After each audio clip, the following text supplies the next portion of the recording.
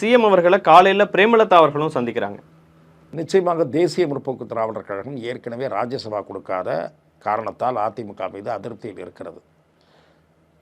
நான் ஒரு கருத்தை சில செய்திகளின் அடிப்படையில் நான் கூறி வருகிறேன். அது நேற்றைய தினம் தினமலர் பத்திரிகை எழுதியிருக்கிறது. திராவிட முன்னேற்றக் கழகம் ஓரிரு கட்சிகளை தன் பக்கம் அகாமடேட் செய்ய முடியாவிட்டால் வேறு பக்கத்திற்கு திருப்பி விடுகிற வேலையை பார்க்கும் என்பது என்னுடைய பார்வை, தகவல்களின் அடிப்படையில். அதாவது போன ஆட்சியில் மக்கள் நல கூட்டணி மாதிரி சொல்கிறீங்களா?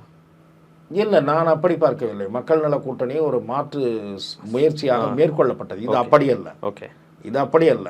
எதிரணி வலுவடையக்கூடாது, அதற்கு உதவி செய்வது, சிங்கிள் கொட்டேஷன்ஸ் உதவி. ஆகவே அப்படி எங்கே போக வாய்ப்பு இருக்கு?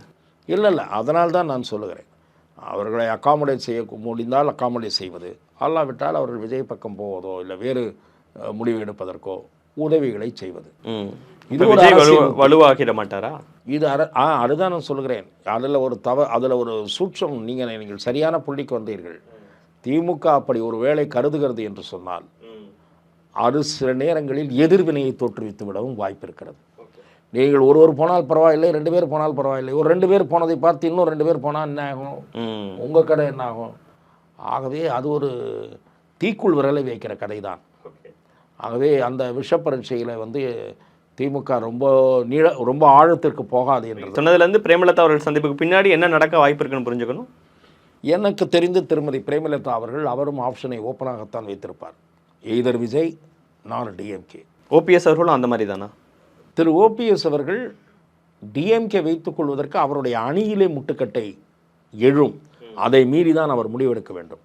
அதன் காரணமாக ஏற்கனவே இருக்கக்கூடிய ஒரு அணி அது பலவீனமடையும் வாய்ப்பு இருக்கிறது. அதிலிருந்து 2 பேர் வெளியே போகலாம்.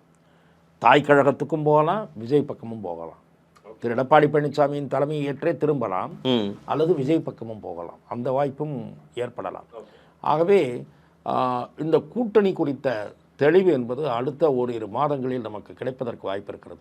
நான் தாவேகா தரப்பில் பேசிய போது அவர்கள் பாரதிய ஜனதா திமுக எதிர்ப்பு நிலை எடுப்பவர்களை ஏற்றுக்கொள்ள தயாராக இருக்கிறார்கள் என்றாலும் கூட அவர்கள் திரு விஜய் அவர்களுடைய மாநாட்டுக்கு பிறகுதான் திரு விஜய் இது குறித்தெல்லாம் முடிவெடுப்பார் என்று சொல்லுகிறார்கள்.